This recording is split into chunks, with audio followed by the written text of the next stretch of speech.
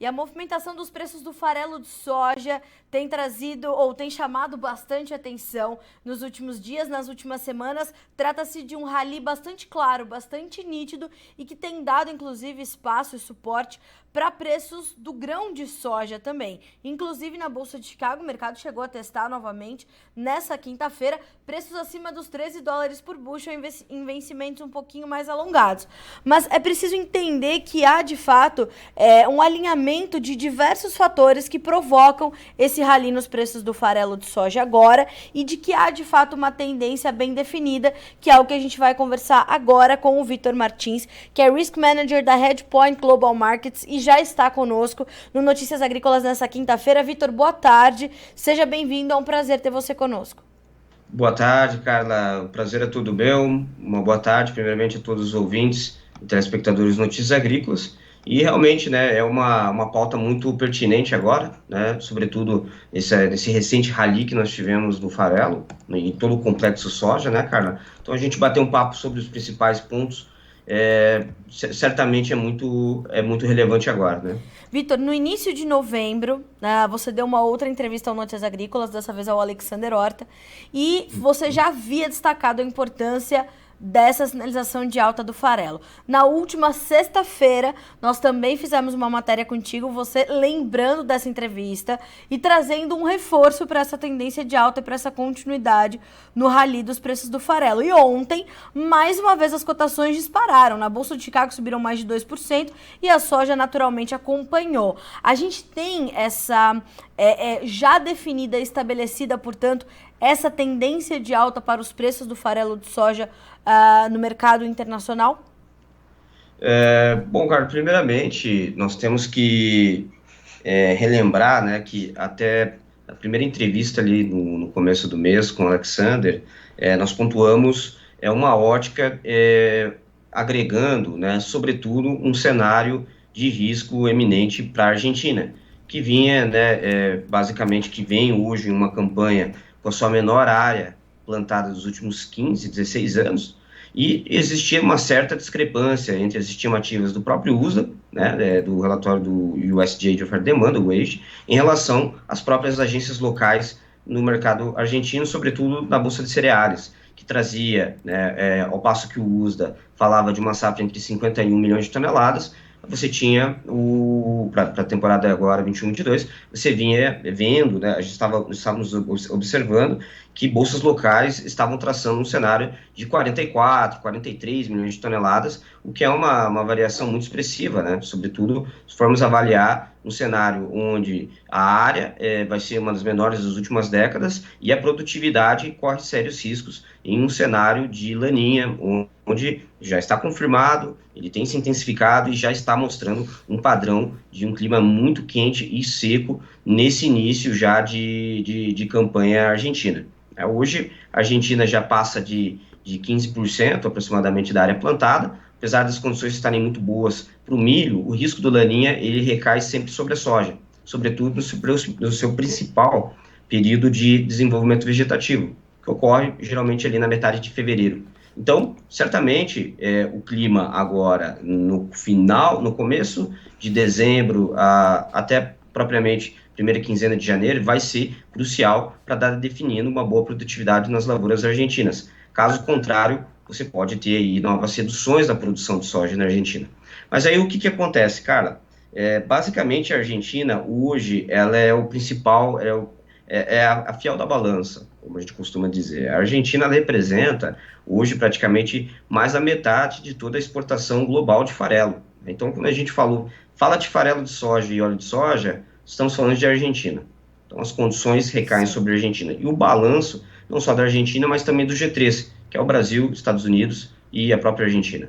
E, como tudo indica, né, tudo mais constante, o balanço de farelo para essa temporada 21-22 do G3, ele vai ser um dos menores dos últimos 10 anos, ou seja, qualquer risco de menor produtividade e produção de soja e esmagamento e produção de farelo na Argentina vai ter impacto muito substantivo em toda a formação de preço da soja nas principais origens, mas, sobretudo, se recaindo pelos futuros em Chicago. Né? Então, quando a gente pontuou lá naquele primeiro bate-papo, foi sobre a Argentina. Mas daí, foi se traçando também um cenário muito peculiar, que é propriamente, que é justamente a escassez de aditivos e micro e macronutrientes no mercado americano. Então, agora o que está acontecendo, Carla, não está sendo uma alta derivada da Argentina. É evidente, a Argentina possui riscos, mas esses riscos ainda não estão exacerbados e não estão precificados nos futuros do farelo. Mas, sim, uma realidade muito específica no mercado americano. E essa escassez, bom, a gente vai ter que acompanhar a safra argentina, saber como é que as coisas vão se dar por lá e como é que vai ser o processamento, né, Vitor? A gente está nesse início de plantio, você falou 15% aproximadamente do plantio já concluído por lá, e de fato essa discrepância dos números do USDA para números das instituições argentinas, a gente tem uma diferença considerável. E essa questão da área, né, uma das menores aí das últimas décadas, também é um ponto bastante importante, fora a questão do Laninha, que como a gente pontuou aqui, a gente vai ter que ver o desenvolvimento dessa safra. Mas essa questão da escassez de aditivos nos Estados Unidos para o mercado de rações, ela é um fator, eu queria entender isso, se ela é um fator novo ou se ela ganhou mais peso no mercado agora, justamente diante de toda essa preocupação com uma oferta menor de farelo que vem do maior exportador mundial, de uma demanda que tem que ser maior na China, porque temos estoques baixos de farelo na China também, né, Vitor? Exato, exato. Não, é muito, realmente, é bem pertinente mesmo a colocação, Carla. Sobretudo, se formos avaliar que foi se construindo esse cenário que só agora ganhou peso, né? Ganhou um pouco de evidência no cenário, sobretudo na mídia especializada, em casas de análises, mas nós já vínhamos já olhando isso no mercado físico americano, sobretudo ali com a baixa disponibilidade de lisina sintética, sobretudo ali no meio oeste americano, em grandes processadoras, né, ali dentro do ABCD, que não estavam conseguindo repor, né, esse macronutriente, né, que é a lisina sintética, na composição do mix das rações, né. Então, o que acontece? Eu vou recapitular, voltar um pouquinho, né, para ser bem mais claro, né, o que a gente está mencionando nessa pauta. O que acontece, Carla, basicamente ali na metade de outubro, a China ela já começou a limitar, né, as suas exportações, sobretudo de aminoácidos, entre ele, metiolina e a própria lisina, que hoje tem como principal consumidor chinês o próprio mercado americano. Então, praticamente, Estados Unidos todo, ele importa a lisina sintética da China. E a China já começou a limitar as exportações ali no finalzinho de outubro, sobretudo pela questão de disponibilidade no mercado interno, né, porque teve toda uma escassez também no mercado interno chinês, o que fez com que aumentasse a necessidade de consumo do farelo no mercado local chinês, que hoje, né, a China é o maior produtor e consumidor de farelo do mundo. Uhum. Então, quando você tem qualquer tipo de escassez nesse macronutriente, que é a lisina sintética, você tem um efeito de transbordo, né, uma externalidade positiva ou negativa no farelo de soja. Né? Porque o que acontece? Hoje, basicamente, né, sobretudo a avicultura e a suinocultura, hoje a lisina, né, ela é o maior conversor de proteína, né, sobretudo para ganho de peso muscular no mercado de rações, só que você tem ela da forma natural ou sintética, no caso, via aminoácidos e aditivos sintéticos, era o que a China exportava para os Estados Unidos, e ela parou de exportar, e os grandes fábricas de rações do meio oeste americano se viram sem esse aditivo, e tiveram que compensar a maior adição, né, da lisina, através da lisina natural que hoje tem no farelo, que é maior do que do trigo, da cevada, milho, cereais, grãos forrageiros como um todo. E, basicamente, o farelo de soja ele contém em torno de 3% aproximadamente de lisina, né, natural, o que faz com que, se eu não tenho sintética, eu preciso aumentar, né, o meu mix de farelo. Mas aí você se pega num mercado americano que já estava com seus prêmios na exportação, sobretudo no Golfo, bem invertido, né? Você teve uma sobredemanda ali no final agora, dos últimos 2 meses, de farelo, sobretudo pela questão de entre-safra da Argentina e aqui no Brasil, né? Você teve um ano de forte apetite, né? FOB Ports para farelo importado, sobretudo pela Índia, né, que autorizou a importação de farelo GMO, sobretudo aqui do Brasil e da Argentina. Isso fez com que os prêmios do farelo disparassem aqui no Brasil, né, chegando a $55 por tonelada curta sendo de Chicago. Mas o que aconteceu?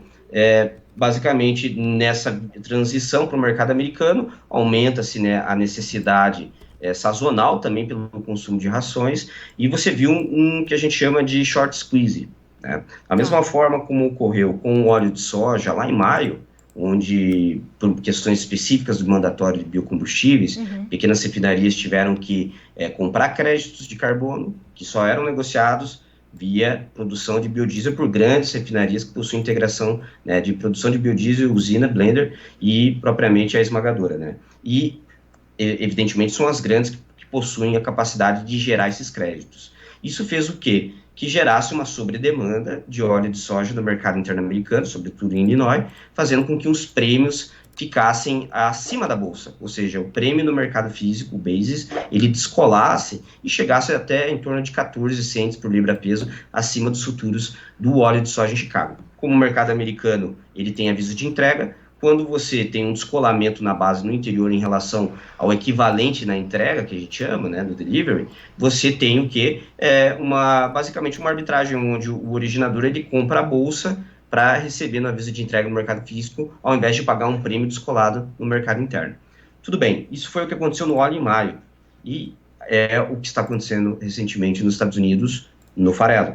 Então, no farelo, sobretudo em Iowa, que hoje é o principal polo granjeiro nos Estados Unidos, além de você ter algumas peculiaridades, algumas plantas que tiveram que parar por manutenção em Iowa, né, em algumas regiões importantes, ali como Council Bluffs, você teve basicamente essa questão da escassez da lisina, que o mercado espera que dure por aproximadamente 4, 5 meses nos Estados Unidos, e teve um short squeeze, ou seja, você teve uma abrupta demanda em um mercado com pouco estoque de farelo spot, sobretudo porque né, nós sabemos que o shelf life, né, ou seja, a capacidade que nós temos de carregar em storage, né, em carrego, o farelo ele é muito diferente do óleo de soja e propriamente da soja grão, né? O farelo você perde proteínas, e o farelo você vai perdendo qualidades nutritivas com a estocagem. E no mercado de Chicago, o farelo, a padronização dos futuros do farelo, né, do contrato futuro no farelo para entrega e para negociação em qualquer, enfim, no ambiente da CMI, ele é um farelo de 48% de proteína, ele é um hyper, né? Então a gente avalia muito a disponibilidade do hyper Golfo. Então o que aconteceu? Você teve esse descolamento na base, onde os prêmios do farelo, eles foram negociados, estão sendo negociados a $30, $34 por tonelada curta acima de Chicago no spot. Aí, se nós formos fazer uma conta levando isso, né, via ferrovia até as principais polos exportadores, você chega num custo de reposição negativo por parte de exportadores, ao passo que você teve uma demanda também de exportação pela essa inversão dos prêmios hoje que a gente tem em FOB Ports de Chicago. Então, foi uma dinâmica, que eu não vou adentrar aqui, um pouco complexa, mas foi uma atividade, Carla, que veio do mercado físico. A gênese da alta do farelo hoje em Chicago é por uma discrepância entre os prêmios no mercado físico local e propriamente um short squeeze no mercado de exportação no FOB Golfo. E aí nós vivemos esse rally que, né, foi muito vigoroso e, claro, né, sobretudo, puxou o complexo soja e as margens de esmagamento, não apenas nos Estados Unidos a níveis recordes, né, assim como aqui para o Brasil também, sobretudo ali margens futuras para março, abril, maio, o que é bom para a indústria que já visa estar travando, né, essas margens. Até porque isso me parece ter sido providencial, né, Vitor? Porque para o óleo, embora ainda haja um cenário bastante vigoroso para os óleos vegetais no mundo todo, a gente teve alguns reajustes e algumas correções também nos preços do óleo de soja, inclusive se a gente olha aqui para o Brasil, né? Exato, exato, exato. O que acontece é que ocorre, né, hoje uma canibalização, poderia assim dizer, dentro da margem de esmagamento, de uma convergência de uma margem positiva pelo um rendimento econômico advindo do óleo de soja em detrimento, né, ao do farelo. E quando você tem uma maior necessidade de óleo de soja, evidentemente, e uma maior necessidade de esmagamento de soja pelo rendimento do óleo, né, e a demanda é pelo óleo, você tem uma sobreoferta de farelo, né, você cria-se uma demanda de farelo. E quando que ocorre essa canibalização? A gente visualiza isso através dos bases, né? Ao passo que o bases lá em maio, ele descolou, isso mostrou que, opa, o basis ele é o melhor termômetro de oferta e demanda local, né, que a gente costuma dizer para commodities, enfim, agrícolas e não agrícolas também, mas sobretudo para agrícolas, os bases eles possuem um papel de ser esse calibrador, né, ser um indicador de maior demanda ou menor demanda, maior oferta ou menor oferta. Pois bem, o que ocorreu com o óleo foi justamente isso, um descolamento dos prêmios no meio oeste americano, que levaram, né, uma disparada, níveis recordes, né, do famoso oil share, que a gente chama, né, que é o rendimento do óleo de soja no esmagamento do grão. Ou seja, a correlação da alta da soja, grão, ela ficou muito condicionada, para e passo, aos movimentos do óleo de soja, certo? Sim. Por uma questão muito específica americana, que hoje está atrelado, né, ao programa de mandatório de biocombustíveis, né, da Agência Ambiental Americana, né, e todas suas particularidades, que são um pouco complexas, mas a gente pode falar em um segundo momento. Mas, virando a chave para o farelo, realmente é o mesmo princípio. Os prêmios indicaram que houve uma demanda, uma sobredemanda para o farelo no mercado interno e que, basicamente, para muitos originadores, e sobretudo granjeiros e fábricas de rações, para cobrirem, né, com sua demanda, estão recorrendo ao farelo. Então, compra o farelo na Bolsa de Chicago, o contrato futuro do farelo com aviso de entrega, padronizado, né, nas credenciais da CME ao longo ali de todo, né, os polos ali de entrega, tanto em Iowa quanto em Illinois. Mas isso foi mais específico em Iowa, né, porque é um outro polo. Então, o Iowa é o principal polo esmagador de soja nos Estados Unidos, ao passo que Illinois, como tem alimentação de duas afluentes, né, do rio Mississippi e do rio Illinois, que é o principal transbordo de barcaça, Illinois geralmente é uma função de preço para paridade de exportação, para exportação. Então, é a demanda refletindo exportação. Quando é em Iowa, é refletindo no mercado interno consumidor. Pois bem, o que acontece? Dado que nós tivemos essa alta nos prêmios do farelo, você teve uma alta do rendimento do farelo no crush, o que fez com que, né, Chicago tivesse aí, o soja grão, tivesse um suporte, né, sobretudo desde o início da semana, né, renovando aí máximas aí das últimas semanas, o contrato março 22 chegou a $13 por bushel, né? Foi uma boa recuperação que ensaiou em toda a curva, não só no 21, 22, mas para 22, 23 também, precificando uma soja no interior aqui no Brasil muito benéfica e também nos Estados Unidos muito benéfica. Mas por quê? Porque quando você tem um aumento do farelo, aí é diferente, porque a margem muda no sentido de que agora não, realmente nós vamos processar a soja não em detrimento do óleo, e sim em detrimento do farelo. Ou seja, você inverte o polo, você vai consumir mais farelo em detrimento de óleo, ou vai criar mais sobre estoques de óleo de soja. Por isso que teve essa combinação, o farelo disparou e o óleo de soja recuou, certo? Foi uma canibalização dentro desse processo de composição da margem de esmagamento. Bom, quais são os efeitos para a soja, grão? são, evidentemente, é de suporte, mas não apenas não apenas nos Estados Unidos, mas também no Brasil e na própria Argentina, em todas as outras origens. Tanto é que, como foi uma realidade americana, os prêmios aqui no Brasil também não caíram, né, em contrapartida tanto quanto esperávamos que caíssem, né? Então, também manteve-se firme, sobretudo olhando para o FAT, né, o Pérez aqui em Paranaguá, ele se manteve suportado até, sobretudo, apesar de ter caído os prêmios, evidentemente, né, a curva longa, ela despencou, né, para os prêmios do farelo, porque projetou uma margem de esmagamento e maior oferta ao longo ali do primeiro trimestre de 2022, mas foi benéfico para a soja grão, porque ao passo que você teve um aumento no crush board americano, você também teve um aumento aqui no crush board brasileiro, o que propiciou prêmios bons pagos, o que reflete em bases mais firmes também, sobretudo agora o Brasil que está na iminência de começar, né, a colher aí a sua maior safra da história. Exatamente. E Vitor, quando a gente olha, é claro observar que a gente teve, portanto, o start desse rally começou com o mercado norte-americano. Quando a gente se volta para os mercados internacionais, como a China, por exemplo, e recentemente vi a notícia de que o Canadá está importando mais farelo também de soja dos Estados Unidos, como é que a gente olha para esses importadores de farelo, como a China, por exemplo? A China, nesse momento, tem margens de esmagamento melhores para importar um pouco mais de matéria-prima, processar e começar a recuperar os seus estoques de farelo? Que momento é esse para esse mercado? Agora até para o spot, a China não está com uma margem muito boa. Basicamente, as margens futuras elas foram complementadas muito com safra nova brasileira.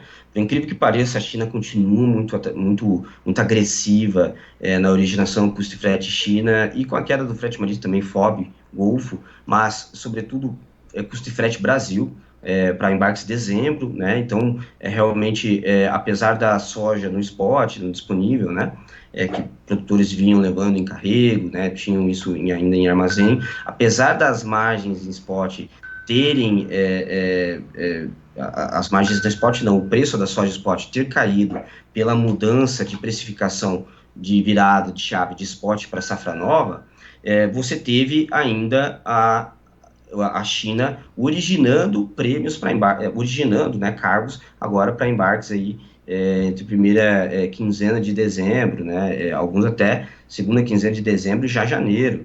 Ou seja, é um mercado muito agressivo na exportação, saindo muitos cargos custo e frete China pelo Brasil, justamente porque a China ela viu que ela teve uma sobredemanda no mercado interno, né, de originação de soja, sobretudo pelas questões de paralisar, né, paralisarem algumas plantas, né, ficou um tempo paralisado pela questão da crise energética. Isso retribuiu, no caso, repassou em margens de esmagamento negativo, o que reduziu o ritmo de esmagamento, como já vinha em atraso de recebimento de soja também, e se viu que teve essa demanda também no mercado interno de farelo lá, sobretudo agora que vai começar a sazonalidade de maior demanda pelas fábricas de rações, sobretudo pela sazonalidade de festividades, diga-se de passagem, o feriado lunar, né, que é o maior evento e fluxo migratório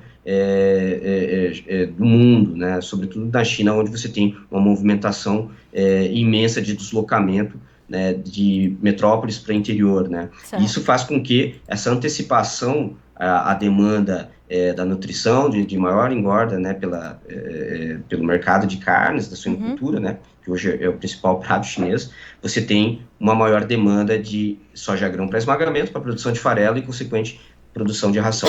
Então, o que acontece? A China também foi pega num short squeeze, né? A China está com baixíssima cobertura de oleaginosas de farelo e ela está complementando essa demanda via Brasil, evidentemente, né? De uma forma mais agressiva, o que está dando ainda prêmios, né? Está saindo melhores preços, né, no spot, não tanto quanto outrora, ao longo ali de outubro, né, que era precificado com soja novembro, agora é precificado com soja janeiro, em Chicago. Mas, basicamente, o que acontece? você tem essa sobredemanda. O Golfo, ele já está sold out, como a gente fala, ele já está sem capacidade, né, de escoamento, o line-up já está todo tomado. Evidentemente, o PNW poderia ser uma opção, mas você não consegue ter ofertas também. Tá. Então, criou-se uma situação de... Vou resumir aqui, né?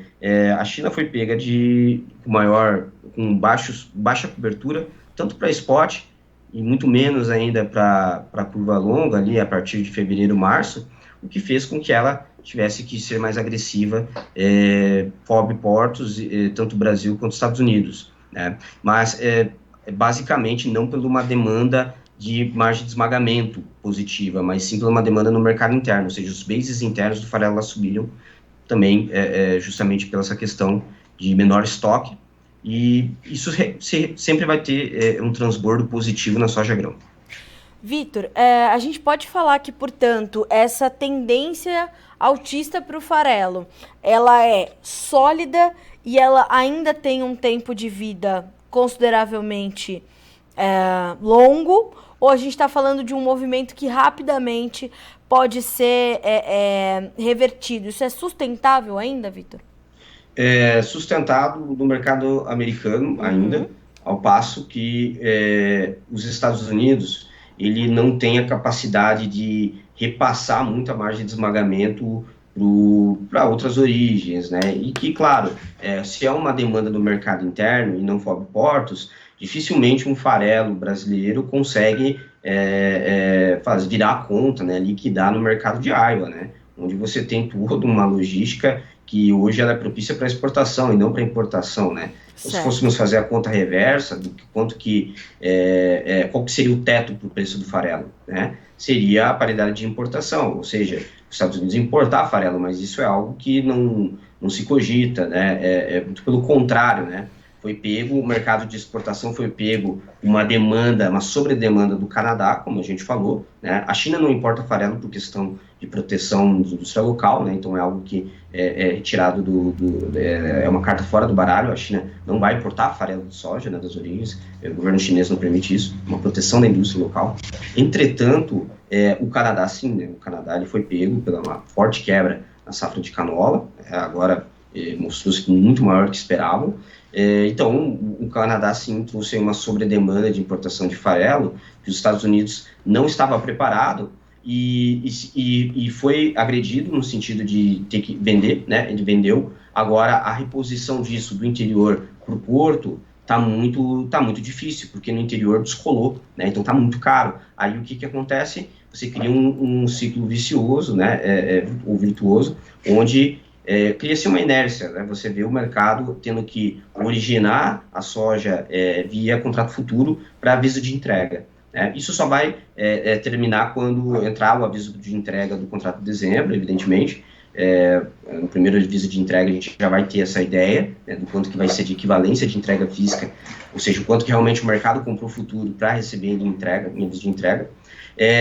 E, é claro, né, esse é o primeiro estágio. Só que ele é muito coincidente com a situação da Argentina, que é muito peculiar, sobretudo se olharmos hoje o Laninha e os seus efeitos nocivos, né, a produtividade, sobretudo, de soja na Argentina. Bom, a Argentina, ela teve boas chuvas, né, bons acumulados recentemente, sobretudo na região central, que é Córdoba e Buenos Aires, né, que representa ali mais de 35%, né, da produção total de soja na Argentina. Então, a princípio, as condições estão boas, né, tudo mais constante, mas a gente sabe que a Argentina ela possui ali uma capacidade de recomposição de perfil de solo hídrico, né, que ultimamente tem sido muito colocado muita questão, né.